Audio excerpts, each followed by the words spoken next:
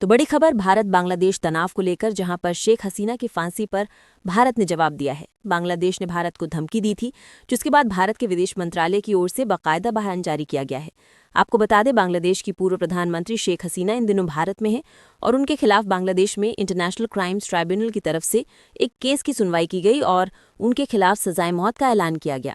उनके ऊपर कई गंभीर आरोप लगे थे, जिसमें हत्या करने का आदेश देने का आरोप था। इसके अलावा भड़काऊ भाषण देकर हिंसा कराने का आरोप था। न्याय में बाधा डालना और सबूत मिटाने की कोशिश करने के आरोप जो हैं वो लगाए गए थे। छात्र अबू सईद की हत्या का आदेश देना, ये भी शेख हसीना पर आरोप था। इसके अलावा 5 लोगों की हत्या कराकर उनकी लाशों को जलाना, तो इस तरह के आरोप जो हैं वो शेख हसीना पर लगाए गए, जिसके बाद उन्हें सजाए मौत का उनके खिलाफ ऐलान किया गया। लेकिन इसके तुरंत बाद बांग्लादेश के विदेश मंत्रालय ने भारत को पत्र लिखा और कहा कि पूर्व प्रधानमंत्री और फरार आरोपी शेख हसीना को भारत तुरंत वापस सौंप दे। इस पत्र में बाकायदा प्रत्यार्पण समझौते का हवाला भी दिया गया और साथ ही कहा गया कि भारत की अनिवार्य जिम्मेदारी बनती है कि वो शेख हसीना को बांग्लादेश वापस भेजें, और अगर भारत ऐसा नहीं करता है तो ये अमित्रतापूर्ण कदम माना जाएगा और साथ ही ये न्याय की अवहेलना होगी। तो ये बांग्लादेश भारत को बोल रहा है।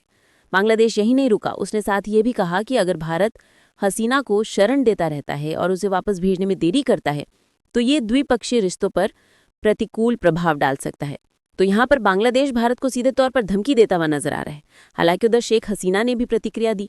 उन्होंने सजाए मौत का जो ऐलान किया गया उसे लेकर साफ किया कि ये जो भी निर्णय हुआ है उनके खिलाफ ये बायस्ड है। उन्होंने आईसीसी यानी कि इंटरनेशनल क्रिमिनल कोर्ट का हवाला देते हुए कहा कि यहाँ पर उनके मामले की सुनवाई की जानी चाहिए। लेकिन जो बड़ी बात है वो ये है कि भारत सरकार की ओर से अब इस पूरे मामले पर प्रतिक्रिया सामने आई है। भारत के विदेश मंत्रालय ने बयान जारी किया है, जिसमें भारत की ओर से कहा गया है कि भारत ने इस फैसले को संज्ञान में लिया है। भारत ने ये याद दिलाया कि वो बांग्लादेश का करीबी पड़ोसी है और बांग्लादेश के लोगों के हित, शांति और लोकतंत्र, सभी समुदायों की भागीदारी और देश में स्थिरता के लिए प्रतिबद्ध है। भारत की ओर से ये भी कहा गया कि बांग्लादेश की शांति और स्थिरता को ध्यान में रखते हुए सभी पक्षों के साथ रचनात्मक तरीके से बातचीत जारी रखी जाएगी। तो यहाँ पर भारत ने ये साफ कर दिया है कि शेख हसीना के मामले में भारत का फैसला वही होगा जो बांग्लादेश के लोगों के हित में होगा, शांति के हित में होगा, लोकतंत्र के हित में होगा।